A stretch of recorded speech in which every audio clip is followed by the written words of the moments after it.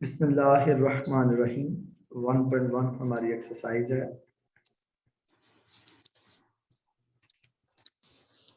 1.1 exercise का question number 13 है। 1.1 exercise में क्वेश्चन नंबर 13 जो है वो हमने ये प्रूफ करना है कि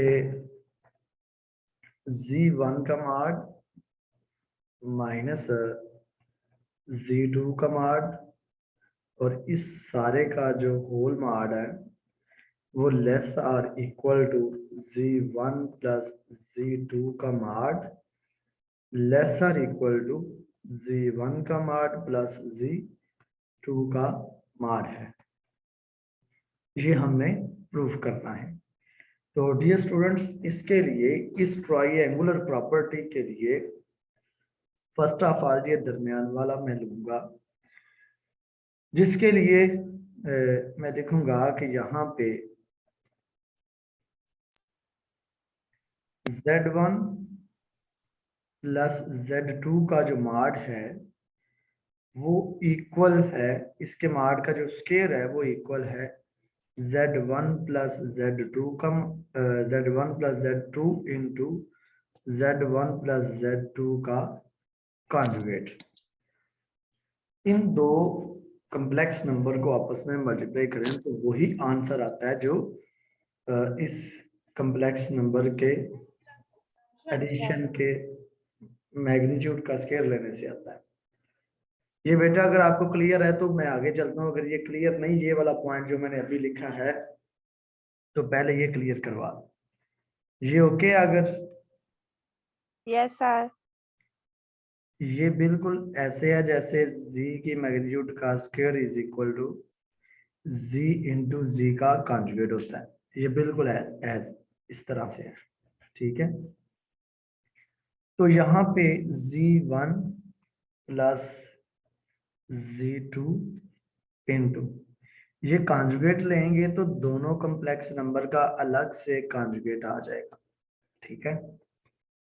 अब z1 को z1 के कॉन्जुगेट के साथ मल्टीप्लाई करवाया प्लस z1 को z2 के कॉन्जुगेट के साथ मल्टीप्लाई करवाया प्लस z2 को z1 के कॉन्जुगेट के साथ मल्टीप्लाई करवाया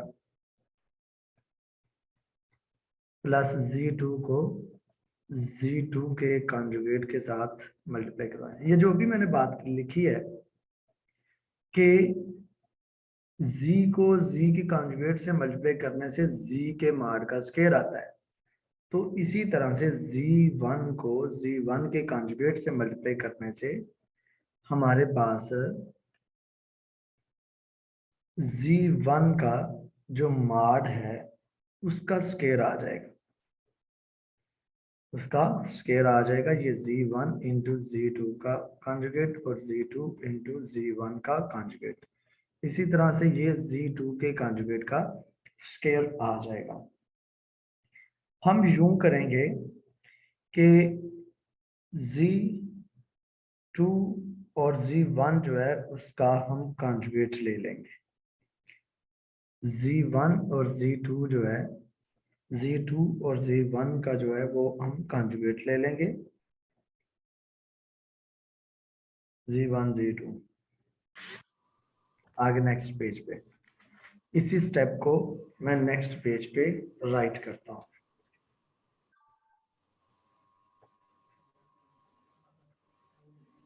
इसी स्टेप को मैं दोबारा लिखता हूँ, z1 के मॉड का स्क्वायर प्लस z2 के मॉड का स्क्वायर प्लस z1 z2 का कॉन्जुगेट प्लस z2 z1 का कॉन्जुगेट। तो नेक्स्ट स्टूडेंट हम ये करेंगे कि ये जो z2 z1 का कॉन्जुगेट है इसके ऊपर मैं कॉन्जुगेट अगर ले लूँ, इसके ऊपर मैं कॉन्जुगेट, क्योंकि z1 z2 को मल्टीप्लाई करने से और कॉन्जुगेट को मल्टीप्लाई करने से एक ही आएगा, तो ये z2 का कॉन्जुगेट आ जाएगा, z1 का कॉन्जुगेट तब हो जाएगा इस तरह से। तो हम इसको ऐसे राइट कर सकते हैं, z1 के मॉड का स्क्वायर z2 के मॉड का स्क्वायर। अब इसको इस तरह से राइट कर सकते हैं कि इन दो को आपस में ऐड करने से इसका जो आंसर आता है 2 into real of Z1 Z2 का मॉड, Z1 Z2 का मॉड, ये Z1 Z2 का मॉड आ जाएगा इन दोनों को ऐड करने से, ये आएगा। अब थोड़ा सा मैं आपको हिंट ये दूं कि a प्लस आयोटा b है। अगर इसको मैं कहूँ कि ये रियल ऑफ z है तो इसका मतलब होगा सिर्फ a है। तो z से रियल ऑफ z जो होता है वो छोटा होता है, क्योंकि रियल ऑफ z में सिर्फ a मौजूद है, जबकि z के अंदर a भी मौजूद है और आयोटा वाली रकम भी मौजूद है। अब अगर मैं ऐसे लिखता हूं कि ये जो मेरे पास z1 का मॉड उसका स्क्वायर है और मेरे पास इसके साथ z2 के मॉड का स्क्वायर है, तो मैं इस छोटे z की जगह, रियल ऑफ z की जगह मैं पूरा z लिख लूं, तो जो नया स्टेप आएगा वो तो पहले स्टेप से ग्रेटर देन होगा। जो नया स्टेप आएगा वो पहले स्टेप से ग्रेटर देन होगा। ये जो नया स्टेप आया है ये पहले स्टेप से ग्रेटर देन है, तो पहले वाला step is less than from this. ठीक है, तो ये इक्वल भी हो सकता है और लेस भी हो सकता है। इक्वल तब हो सकता है जब हमारा वैसे जो z है वो उसमें b वाला पार्ट 0, तो वैसे जो z होता है a प्लस आयोटा b होता है। रियल ऑफ z का मतलब है कि ऐसा z जिसमें सिर्फ रियल पार्ट है। तो ऊपर हमने रियल ऑफ z की जगह सिंपल z लिख लिया, तो नया स्टेप पहले स्टेप से ग्रेटर हो गया, सो हम इसको इस तरह से लिखेंगे लेस आर इक्वल की सूरत में। तो ये a की 2 प्लस b की 2 प्लस 2ab जो है ये a प्लस b का होल स्क्वायर आ जाएगा। a हमारे पास z1 का मॉड है प्लस b हमारे पास z2 का मॉड है, तो इसका होल स्क्वायर आ जाएगा।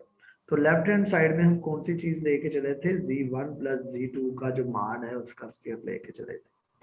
तो taking square roots on both side, दोनों साइडों में हमने स्क्वायर रूट ले लिया। स्क्वायर रूट कट गया तो ये z1 plus z2, z1 plus z2 का जो मॉड है ये आ जाएगा z1 का mod less or equal to plus z2 का मॉड। इसको कह दिया ये इक्वेशन नंबर 1 है। डियर स्टूडेंट्स ये हमारे पास इक्वेशन नंबर 1 है। z1 प्लस z2 का जो मॉड है वो less or equal to z1 plus z2 का सेपरेट मॉड है। अब डियर स्टूडेंट नेक्स्ट हम चलते हैं। हमने लिखा कि z1 का mod is equal to z1 का मॉड, इसको ले लिया क्योंकि z1 का मॉड z1 के मॉड के ही इक्वल होता है। इसी को मैं आगे लेके चलता हूँ। z1 के मॉड में हमने z2 ऐड भी कर दिया और z2 माइनस भी कर दिया। z1 के मॉड में हमने z2 ऐड भी कर दिया और z2 माइनस भी कर दिया। अब नेक्स्ट स्टेप में हमने क्या किया, z1 प्लस z2 जो है इसको अलग से हैंडल कर लिया, प्लस इंटू माइनस z2 को अलग से हैंडल कर लिया। तो अब इन दोनों का मॉड में अलग कर लेता हूं। जैसे कि 2 माइनस 3 होता है, इसका मॉड हमारे पास आ जाएगा -1 का मॉड इज इक्वल टू 1 आ जाएगा। जबकि 2 का मॉड अलग से और -3 का मॉड अलग से लगाने से 2 आ जाएगा, 3 प्लस 3 तो ये 5 आ जाएगा। तो जो इकट्ठा मॉड होता है वो छोटा होता है और जो अलग-अलग मॉड होता है वो बड़ा होता है। अब ये सारा इकट्ठा मॉड था, इसको जो ही मैं अलग-अलग मॉड में कन्वर्ट करूंगा, अलग-अलग लिखूंगा, तो ये पहले की निस्बत बड़ा लिखा जाएगा।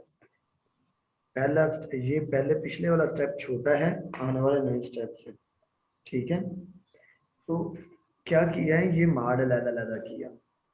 अब ये मेरे पास चलता आ रहा था z1 का mod less or equal to z1 plus z2 का होल मॉड प्लस z2 का मॉड। ये जो z2 का मॉड है इसको उठा के लेफ्ट हैंड साइड पे शिफ्ट कर देंगे। इसको उठा के लेफ्ट हैंड साइड पे शिफ्ट कर देंगे। तो इसको लेफ्ट हैंड साइड पे शिफ्ट करेंगे, z1 का मॉड ये प्लस z2 का मॉड बाहर इधर आके माइनस z2 का mod less or equal to z1 plus z2 का मॉड हो जाएगा। ये स्टूडेंट मैं पीछे जा रहा हूँ फुल पीछे। ये हमारे पास जो प्रॉपर्टी थी ना z1 माइनस z2 का mod, less or equal to z1 plus z2 का mod less or equal to z1 plus z2 का माड, इसके बाहर भी माड है। इस वजह से थोड़ा सा काम मजीद करना है। एक इक्वेशन हमारे पास इक्वेशन नंबर 1 है और दूसरी इक्वेशन हमारे पास इक्वेशन नंबर 3 बनी है। ये जो इक्वेशन नंबर 3 बनी है इसमें मजीद हम थोड़ा सा काम करेंगे, इसको इक्वेशन नंबर 2 तो कहेंगे, लेकिन इक्वेशन नंबर 2 कहने के बाद मजीद इसी से हम अपना काम चलाएंगे। क्या काम चलाएंगे कि यही जो मैंने सारी इक्वेशन लिखी है z1 माइनस z2 का अलग-अलग मान less or equal to z1 plus z2 का मान, इसी को मैं इस तरह चेंज करूंगा कि z1 की जगह मैं z2 लिख दूंगा, z2 की जगह z1 लिख दूंगा। मैं कह रहा हूं रिप्लेसिंग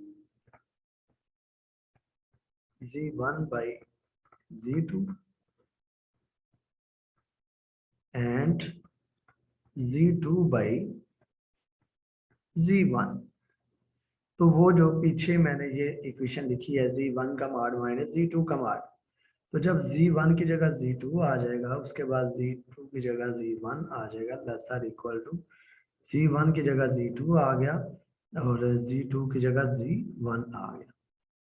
यही था z1 पहले नंबर पे है, पहले नंबर पे z11 था, पहले नंबर पे z22 हो गया, तो दूसरे नंबर पे z122 था, z11 वहां पे राइट कर दिया। अब एक और काम किया कि इस सारे स्टेप को मैंने माइनस के साथ मल्टीप्लाई करवा दिया। जब इस सारे स्टेप को मैं माइनस के साथ मल्टीप्लाई करवाऊंगा,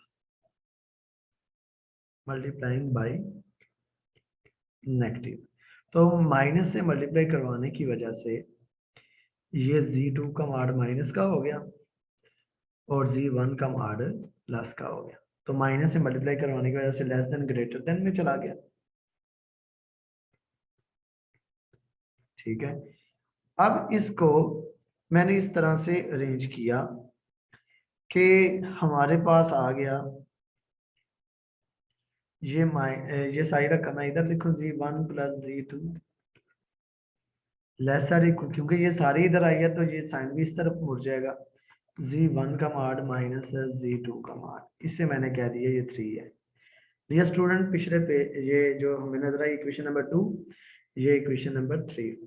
तो इसको मजीद समझाने के लिए मैं एक बात करने लगा कि हमने इससे पहले ना माड किया था, हमारे पास तो 4 था, तो जब माड को खत्म किया ना तो हमने प्लस माइनस 4 लिख दिया, हमने प्लस माइनस 4 लिख दिया। ये जब बिल्कुल इक्वालिटी थी, तो जब इन इक्वालिटी थी ये था, तो जब मैंने माड खत्म किया तो ये 4 इधर आ गया और -4 इधर आ गया, क्योंकि प्लस माइनस 4 आया ना, तो इस माड को जब ओपन करूंगा इस तरह से लिखा जाएगा, तो इसको जब क्लोज करूंगा तो ये इस फॉर्म में आ जाएगा, ऊपर वाली फॉर्म में। तो नीचे जो लेफ्ट हैंड साइड पे रकम है वो नफी की है, राइट हैंड साइड पे जो है जमा की है। ये देखें एक्स दरमियान में ही रकम है और इसके लेफ्ट साइड पे नेगेटिव है, इसके राइट साइड पे पॉजिटिव है दोनों रकमें एक जैसी हैं लेकिन पॉजिटिव नेगेटिव है। अब वापस पीछे चले, ये इक्वेशन नंबर जो 2 है, लेफ्ट हैंड साइड पे ये मेरे पास रकम है और ये less or equal to plus है इसके, और राइट हैंड साइड पे जो रकम है ये less or equal to minus के है। अब इन दोनों इक्वेशंस को मैं आपस में कंबाइन करता हूँ, फॉर इक्वेशन 1 एंड 2, नहीं 2 एंड 3, 2 और 3 इक्वेशन को मैं कंबाइन करने लगा हूँ फ्रॉम इक्वेशन 2 एंड 3। तो सबसे पहले मैं चलता हूँ इक्वेशन नंबर 3 के अंदर, जिसमें लिखा हुआ है minus mod of z1 plus z2, minus mod of z1 plus z2 less or equal to z1 का मॉड माइनस z2 का मॉड, ये लिखा। उससे पीछे मैं चलता हूँ इक्वेशन नंबर 2 पे, तो z1 का मॉड माइनस z2 का मॉड, z1 का मॉड माइनस z2 का mod less or equal to z1 plus z2 का मॉड। उसमें लिखा हुआ है z1 का मॉड माइनस z2 का mod less or equal to z1 plus z2 का मॉड। तो डियर स्टूडेंट बिल्कुल as it is -4 less than x less than +4, तो ये दरमियान में x है जो दोनों इक्वेशन के अंदर पाई जा रही थी।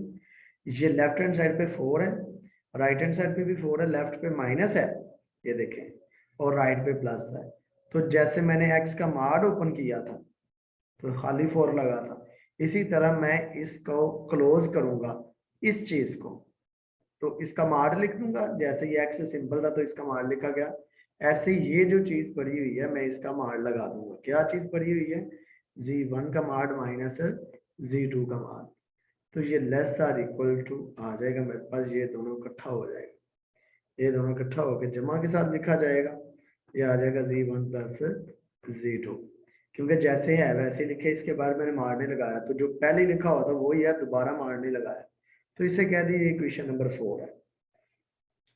अब जिस तरतीब के साथ मैंने इसको इकट्ठा किया है, इन दूसरी और तीसरी इक्वेशन को, अब पहली और चौथी इक्वेशन को मैं इकट्ठा करने लगा हूं कि z1 का माड माइनस z2 का माड जो less than x1 plus s2 का माड है, तो जो इक्वेशन नंबर हमारे पास 1 है ना, वो हमारे पास अभी मैंने लिखी थी पीछे, वो लिखा हुआ था z1 प्लस z2 का जो माड है वो less or equal to z1 plus z2 का माड है। तो ये सारी रकम वही है, ये सारी रकम वही है, ठीक है। अब इन दोनों इक्वेशंस से हमने हमने इनको कोलाइड करना है कि ये इसकी राइट हैंड साइड इसकी लेफ्ट हैंड साइड आपस में इक्वल है, तो ये 1 थी, तो हम लिखेंगे फ्रॉम इक्वेशन 1 एंड 4।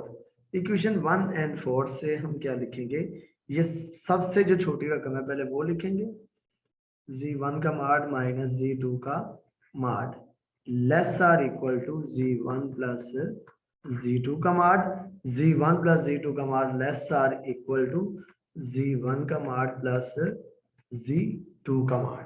तो डियर स्टूडेंट, ये हमारा क्वेश्चन अभी जो है ये कंप्लीट हुआ है। इसके साथ मैं क्वेश्चन नंबर 16 जो है वो अटैच करने लगा हूँ। क्वेश्चन नंबर 16 जो है,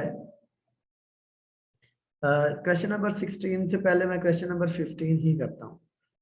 क्वेश्चन नंबर 15 को अटैच करता हूँ, फिर 16 करके इसको क्लोज कर लूंगा और ये एक वीडियो हमारी बन जाएगी।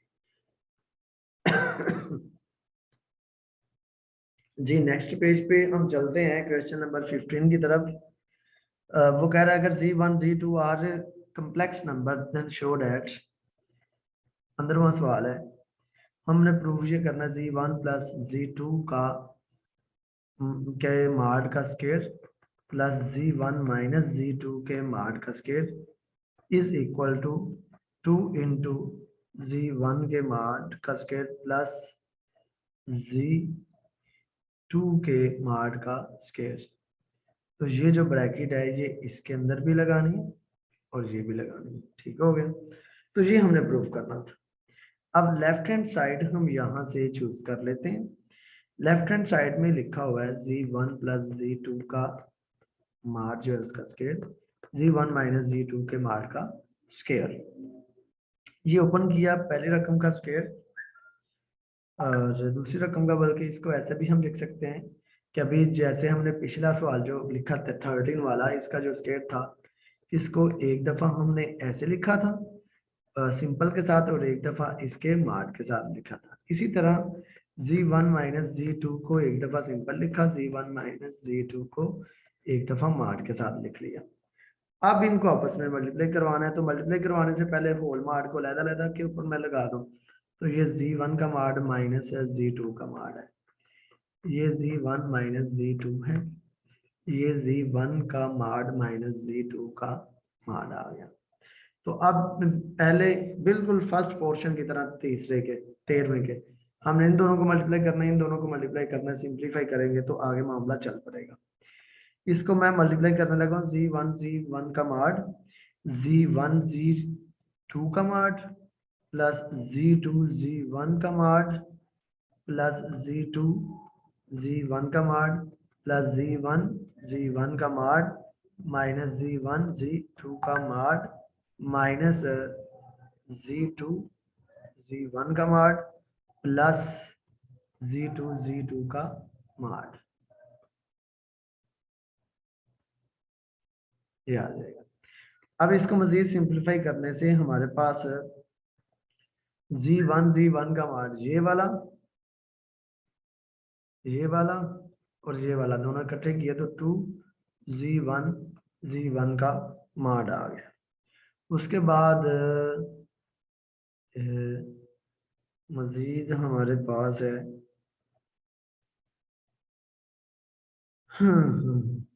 कोई और भी है Z2 का माड। ये फर्स्ट स्टेप में आना चाहिए था।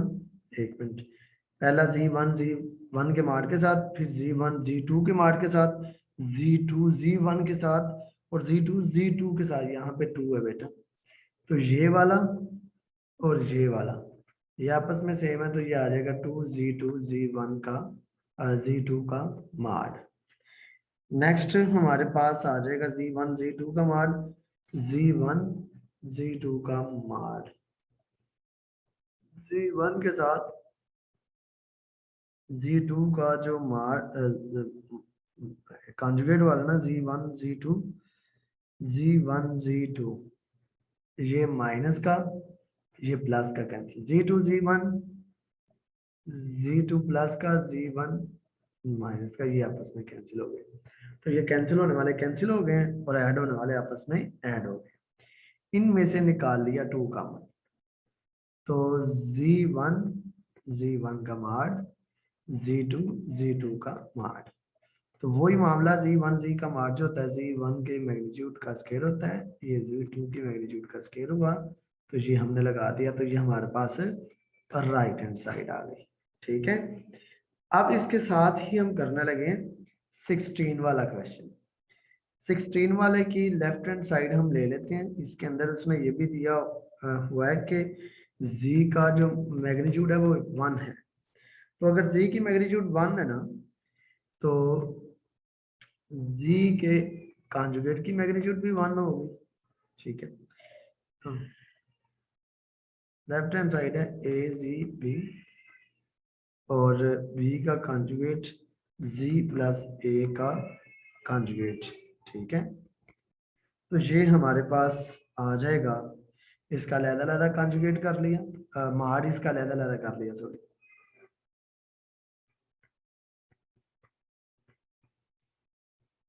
इसका माड अलग-अलग कर लिया। अब क्योंकि हमें इस बात का भी पता है कि Z की मैग्नीट्यूड और Z के कॉन्जुगेट की मैग्नीट्यूड ये सेम होते हैं। Z की मैग्नीट्यूड और Z सेम होते हैं, तो ये जिस भी कम्प्लेक्स नंबर की मैग्नीट्यूड है, इसमें इसका कॉन्जुगेट भी हम लिख सकते हैं। इसमें हम इसका कॉन्जुगेट भी लिख सकते हैं, क्योंकि मैग्नीट्यूड के अंदर कॉन्जुगेट आ जाए, चाहे जो सा मर्जी आ जाए, वो सेम होते हैं।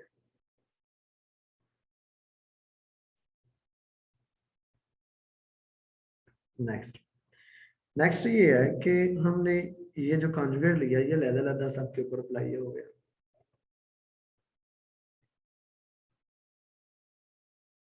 ये जो हमने होल कॉन्जुगेट लिया था, ये B का डबल कॉन्जुगेट और Z के ऊपर एक कॉन्जुगेट और A के ऊपर भी डबल कॉन्जुगेट आ गया।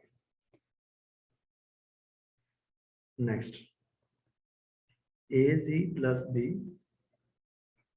B का डबल कॉन्जुगेट B खत्म हो गया, A भी सिंपल हो गया। ठीक है, अब हमने करना ये है कि बटे के ऊपर भी और बटे के नीचे भी Z के माड के साथ मल्टीप्लाई करवा दें।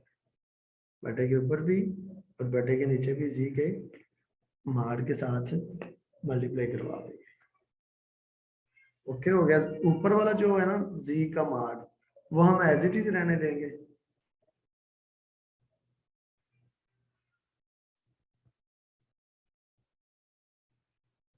और नीचे वाला जो Z का माड है, इन दोनों को इकट्ठा कर लेंगे। ठीक है, इन दोनों को हम इकट्ठा करेंगे, मतलब ये कि Z के मैग्नीट्यूड को अंदर भेज देंगे। तो ये B Z का कॉन्जुगेट और उसके साथ Z आ गया। और नेक्स्ट हमारे पास आ जाएगा A के साथ भी Z आ जाएगा।